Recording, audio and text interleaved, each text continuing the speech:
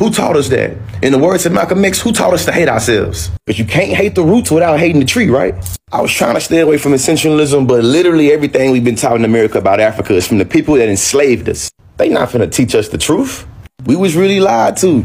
We was really lied to, and we bought into the inferiority of our own people. We'll take this idea of American exceptionalism and we'll project it on to everybody in the diaspora, whether they in the Caribbean or whether they in Africa. When I say education is elevation, I'm talking about unlearning and relearning a lot of things we've been taught in this world. I began this video by talking about education, the curriculum, how we are taught. Not only how we taught like math and science and history and how Europeans found and located everything, but also how the media teaches. Remember those Feed the Children Africa commercials?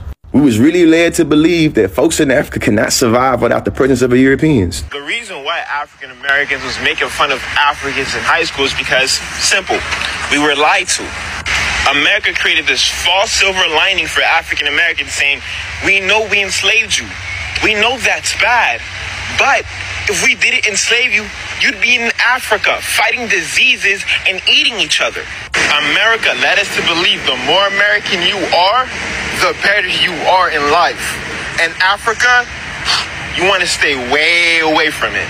So let's keep it real and have this conversation in, right? He said we were lied to and told. The more American you are, the more better you are in life. And that's exactly what we was lost in the South scene. As a matter of fact, some would say we was indoctrinated by American exceptionalism. And as somebody with a master's degree in education, I'm going to start this by saying that American exceptionalism is embedded into the curriculum. Because a lot of us as African Americans will allow for this settler master paradigm to sit in our minds, and we'll really buy into American exceptionalism. It's the idea that the United States is inherently different from the other nations, being perceived both domestically and internationally as superior. He ended his video by saying, America led us to believe the more American we are, the better we are in life. And a lot of us play it out in terms of how we relate to folks in the African diaspora. And this one I started getting into how insidious our enslavement was. This country literally taught us, we know we enslaved you, but look at your people over there where we saved you from. You better be lucky that you ain't living in a primitive state with famine and war, and you lucky that we enslaved you. As a matter of fact, some of us was taught that our enslavement was part of saving our souls and civilizing us. You think about how American exceptionalism work, it's perceived as saying that because you are American, you are superior. We all know about American exceptionalism. American exceptionalism is the belief that the United States is a unique and superior country, and it implies that the United States has a special position and mission in history and on the global stage, okay? Now, the idea that America is the best country in the world and everyone is dying to move there is something that you hear very often coming from within the United States, especially during primaries and election time. That is definitely the type of narrative that seems to come up, that everybody just wants to come to America. And so if you grow up believing that, you will have a hard time being critical and probably will not listen to another potentially more truthful reality. And I can say this because I'm an American and I lived there for 20 years before I made the decision to leave. Now, you may not know this necessarily, but America is kind of failing at its own American dream, which is the idea that anyone can own their home and do better than their parents, right? Than previous generations, if they work hard enough and long enough. That's the idea of the American dream, that anyone can just make it. Anyone can become a billionaire. Anyone can make it to the top, no matter where they come from or how poor they are, right? That's what's been sold to millions of people. Unfortunately, the United States, as it stands right now, it tanks on almost all areas globally, except in its military might, of course. In its global rankings, the United Nations Office of Sustainable Development dropped the U.S. to 41st worldwide, down from its previous ranking of 32. So they looked at different aspects of life or goals. Many of them focused on the environment and equity. The U.S. ranks between Cuba and Bulgaria, both countries which are widely seen as developing countries. In education, it doesn't even rank in the top 10. According to Business Insider report in 2018, the U.S. ranked 38th in math scores and 24th in science. The U.S. is currently ranked 13th globally when it comes to infrastructure, behind countries like France, the UK, and the United Arab Emirates. Now, think about what happens when you raise generations telling them how amazing their country is and how special they are, when the reality is not exactly that. And we see what happens. Research indicates that America is #1 in narcissism. They've actually done studies to conduct that. Even when you see this Bluey episode, a children's episode, when the dad tells Muffin, his child, that she's so special, right? Muffy, you're the most special kid in the whole world. And then what do you think ends up happening? She thinks she can just do anything that she wants and ends up treating her cousins poorly. So we can see the damage that this type of language and self-belief that you are special, how it translates to, the exterior, to the outside world, and how it impacts everyone around you. Now imagine this tenfold, with people believing they are God's chosen people, that is their promised land. And that it doesn't matter that people live there. It doesn't matter that those people lived in homes. It is their land. It is promised to them. They're God's chosen people, so they can just wipe that whole area clean, right? We see it in their language. There's plenty of videos like this one circulating around, unfortunately. And it's mostly obviously the settlers in the West Bank that we see these interviews with. But can you see it from their perspective, if some of them have lived here for generations, how they might feel like this land belongs to them? I don't care. I mean, according to the Torah, this is Eretz Israel. It belongs to us. I mean, you don't think there's any way that Arabs and Jews can live here in peace? No. They started a war with us. They don't have the right to stay here. It's all according to him. I don't care anything else. This is all. You don't care about laws, you don't care about like human rights or any of that, it's all according to the Torah. The Torah has also human rights. The real human rights. In the end, after we build our big בית מקדש, המטרה הגדולה היא להיות אור לגויים.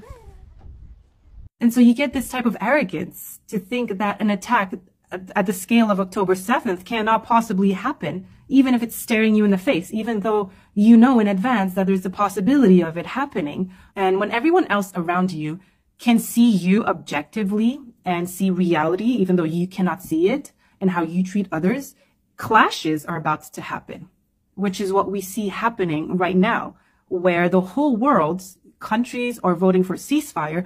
People are boycotting, people are protesting in the millions on the streets, because that is what they see happening. And Israel inside, the government doesn't see that. They just think that they can get away with anything. They think they're superior. They think that they're above these people, that they need to wipe that area clean, that it is their land.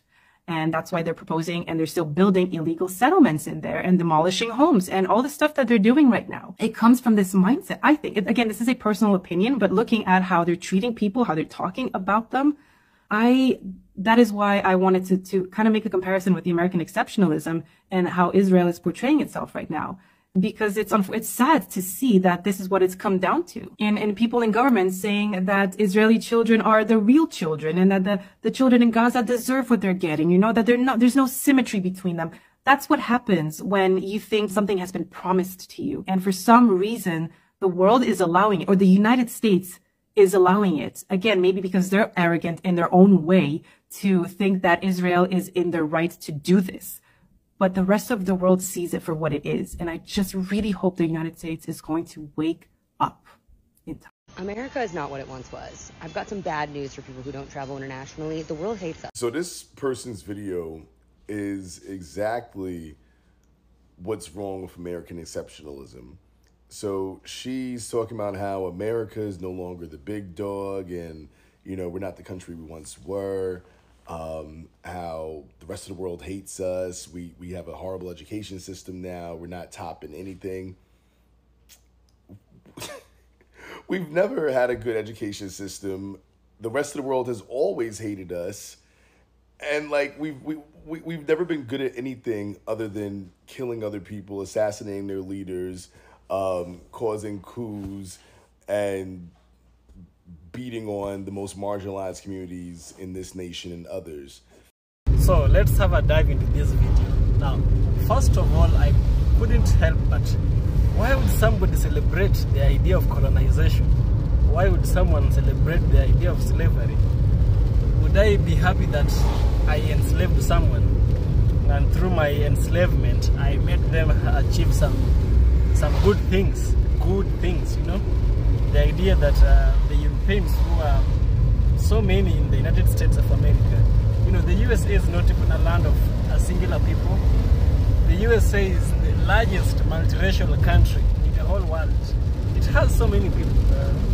Most of the people who live in the United States are not the original inhabitants. There are people who came there. Migrants, they migrated from Europe, moved there.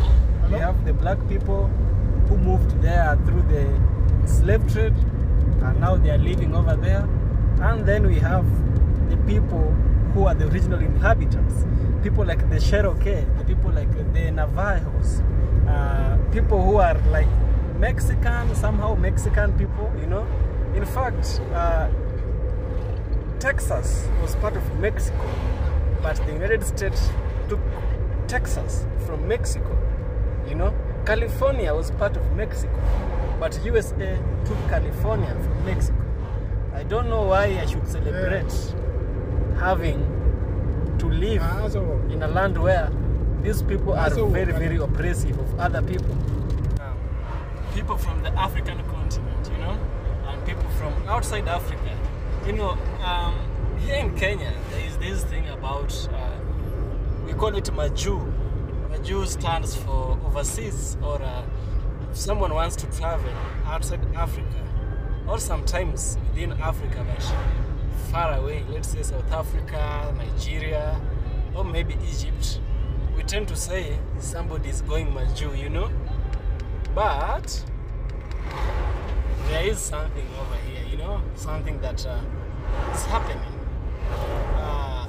We have that mindset that anybody who is traveling to the United States, to the Maju, like we call it, that they have some kind of privilege, you know.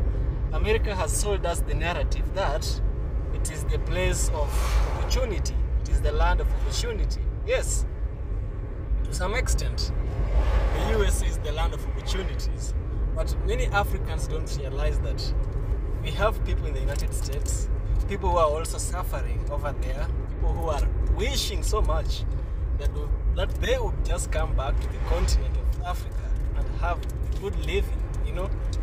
Like I always say, like the proverb, the old saying goes, the grass is never greener on the other side. But Africans don't realize this, you know. There is this thing which is called white supremacy and white privilege. We've been told that anything that resembles white or anything that is close to white, this is something that should be privileged. This is something that everybody should work towards, you know. America is a land where we have a lot of white people. It is a land where people are prosperous, you know. But you're not told that in America you might be having a high income. Yeah, you might be having a high income. But you having a high income, there is some dark side into this. The dark side is that you have a high income, but you also have huge bills to pay. You have huge debts, you know. A house that in Kenya would cost $100 for a one bedroom in Kenya, in the United States, I'm told it will cost $1,000. You see how much this is? You get a lot of money, but you spend the money on the bills. We are never told this. Many Africans are hurrying, wanting to go over there, but they don't realize one thing. They go over there, and the works that waits for them. We have like washing sick people. There's no problem with washing sick people. But if the Americans themselves can't do that job, they are leaving it for African immigrants to go there and work these jobs. Washing toilets, there's nothing wrong with the clean toilet. It has to be clean. Jobs such as, you know, Africans are called booty scratchers in the United States of America. There's a reason why we are called this. There are jobs that people from the United States will not work on, but Africans will really, really rush and work on this job. We've thrown away our respect, we've thrown away our privileges of Africa. We've thrown away the sense of sanity. There's no sense of sanity in Africa right now.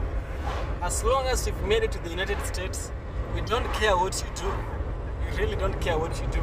As long as you've made it there, you're the richest person. You've made it in life.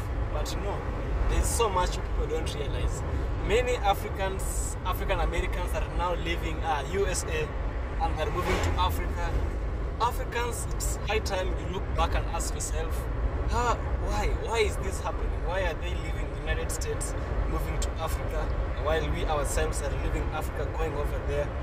My point is, yeah, they might be going there to look for work, but sometimes this work you're going to find, is it really worth it? It's better you stay back home, and that thing that you think you can do there, try and do it here.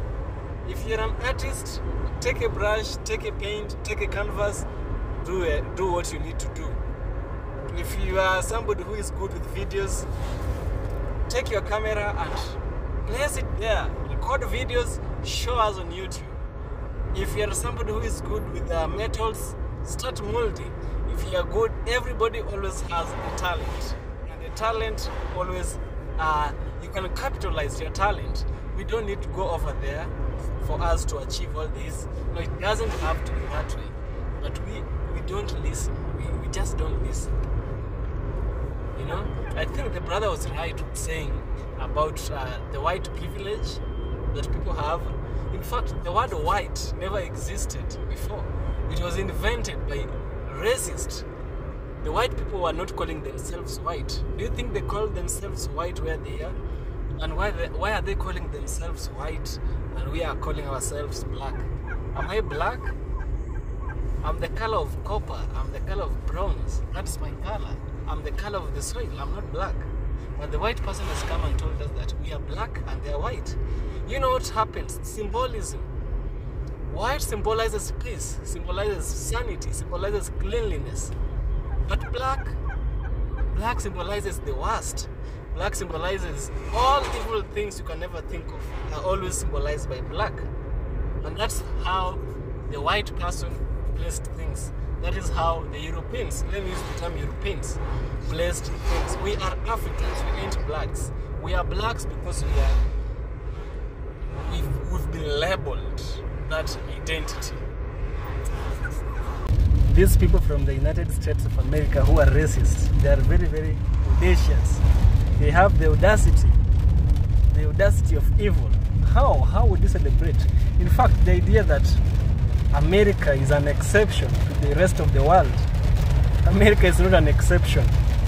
It might be, yes, in the negative side. It might be an exception to the negative side. There is no country in the world which has caused so much harm to the humans such as the United States of America.